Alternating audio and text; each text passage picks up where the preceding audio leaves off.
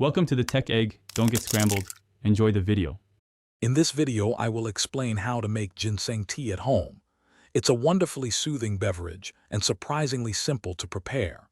First, you'll want to gather your key ingredients: quality ginseng root, fresh water, and any optional sweeteners you might enjoy.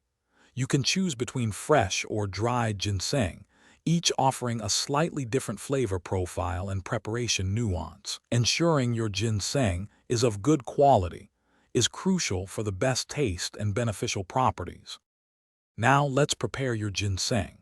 If you're using fresh root, begin by washing it thoroughly under cool running water to remove any soil or impurities. Then, carefully slice the ginseng into thin, coin-like pieces, aiming for about 1/8 of an inch thick. This helps to extract its essence effectively during brewing. If you have dried ginseng, you can use the pieces as they are, or break them into smaller fragments if they are very large. With your ginseng prepared, it's time to brew. For a standard serving, combine about 1 ounce of your sliced or dried ginseng with 3 cups of fresh water in a small saucepan. Bring this mixture to a gentle simmer over medium-low heat, being careful not to boil it vigorously. Allow the tea to steep for at least 20 minutes.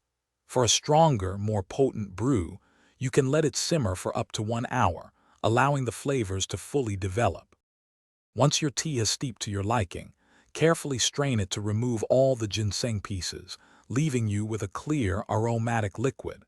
Now comes the fun part: customization. You can add a touch of honey, maple syrup, or a squeeze of fresh lemon juice to enhance the flavor to your preference. Enjoy your ginseng tea warm for a comforting experience, or chill it in the refrigerator for a refreshing cold beverage on a warmer day. Cheers! Thanks for watching. Consider subscribing if I helped unscramble your problems.